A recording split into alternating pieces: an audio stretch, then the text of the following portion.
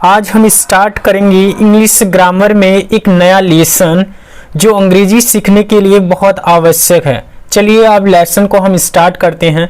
कुछ बेसिक बातें जो अंग्रेजी सीखने के लिए अति आवश्यक होता है, मतलब अंग्रेजी सीखने के लिए हमें कुछ बेसिक चीज़ें होती हैं जो बहुत जानना बहुत आवश्यक होता है। चलिए उसकी स्टार्टिंग करते हैं।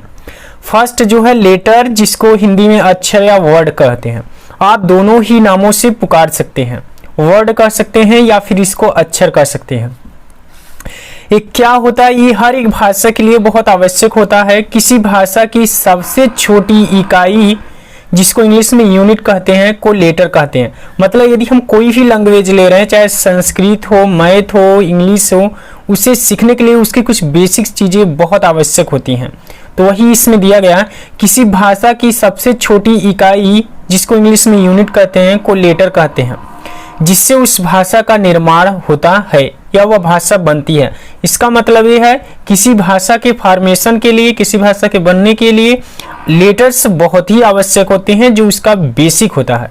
अंग्रेजी भाषा में इसकी संख्या 26 होती है। जैसे हिंदी भाषा में होती है, इंग्लिश भाषा में वैसे होती है, वैसे उर्दू, हर एक लैंग्वेज में ऐसा होता है। अंग्रेजी भाषा में इसकी संख्या 26 होती है, जिसमें 5 वावेल होते हैं, 21 कॉन्सोनेंट होता है।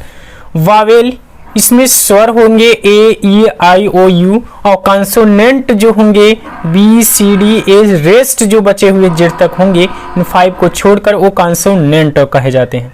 और ज़्यादातर ये चीज़ें वावेल और कॉन्सोनेंट लगभग हर एक लैंग्वेज में देखने को मिलती है। अल्फ़ाबेट वर्णमाला या अक्षरमाला कहते हैं। मतलब पहले हम लेटर जानेंगे, उसके बाद अल्फ़ाबेट। अल्फ़ाबेट का मीन्स वर्णमाला या अक्षरमाला। इसके नेम में ही सब कुछ छिपा है। जैसे बहुत ही इजी लैंग्वेज मैंने यहाँ पर समझाया है, जैसे फूलों से माला, गार्लैंड जिसको बोलते हैं, बनता है, वैसे ही अक्षरों के पूरे समूह को अक्षरमाला या वर्णमाला कहते हैं। ये एकदम सिंपल तरीके से मैंने समझाने की कोशिश किया है। जैसे फूलों के पूरे समूह को माला कहते हैं, जिसको इंग्लिश में गार्लैंड कहा जाता है, वैसे ही अंग्रेजी भाषा में अक्षरों के पूरे समूह को अल्फ़ाबेट कहते हैं। और जो अल्फ़ाबेट की संख्या क्या होती है, 1। जैसे माला में कई फूल मिलेंगे, उसको एक ही माला बोलते हैं, वैसे ही इंग्लिश में जो ए से लेकर जेड तक सभी लेटर हैं, इन पूरे ग्रुप को, मतलब एक साथ ही यदि हम इनको लेते हैं तो इन्हीं पूरों को मिला करके हम इंग्लिश में अल्फ़ाबेट कहते हैं, हिंदी में वर्णमाला या फिर अक्षरमाला कहते हैं। अब जैसे फ्लावर देखिए, कई फ्लावर से मिलकर हमारा क्या बना होता है, गार्लैंड, जिसको माला कहेंगे।